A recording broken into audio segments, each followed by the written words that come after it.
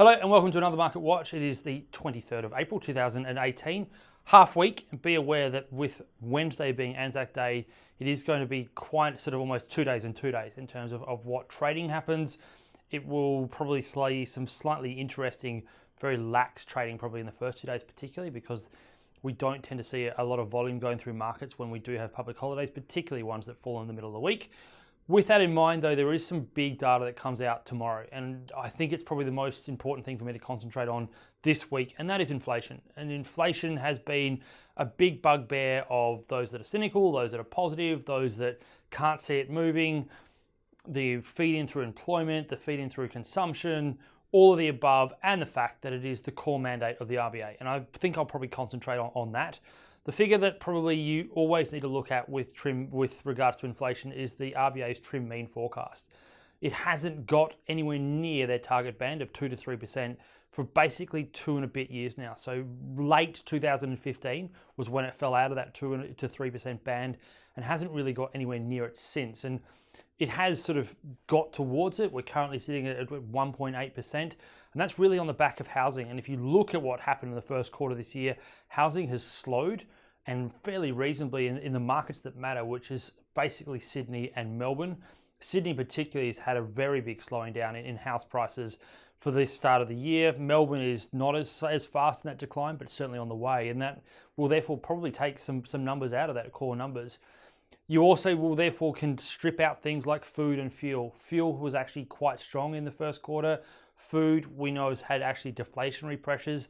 They'll come in the headline numbers, but don't look at them because it's not what the RBA is really forecasting or bases rate decisions off the back of.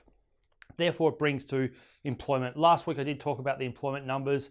They were slightly softer than forecasted in March, but we're also about a week away from the wage price index, and that has shown that we are near, or just off anyway, record lows. We know that underemployment, underutilization in employment is just not driving wages.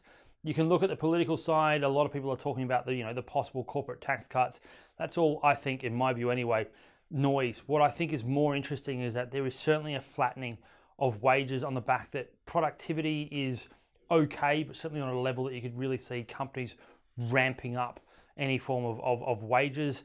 There's also a reasoning that the inflation inside products on offer isn't as strong as it probably has been historically, and that also therefore filters through into actuals.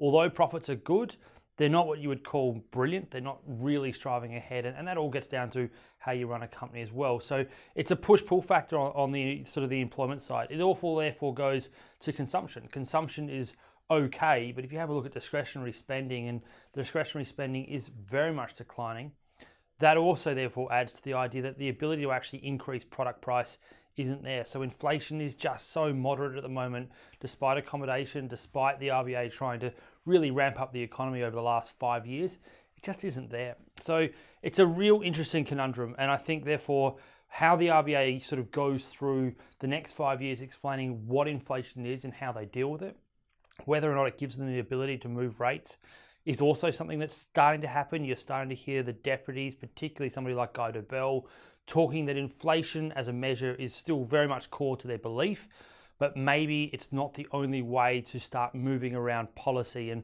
macroprudential policy may be the future of actually central bank movements. And that's a very interesting thing to hear as it goes, meaning interest rates won't move, but ways of moving things like the housing market will be done through policy rather than actually through action.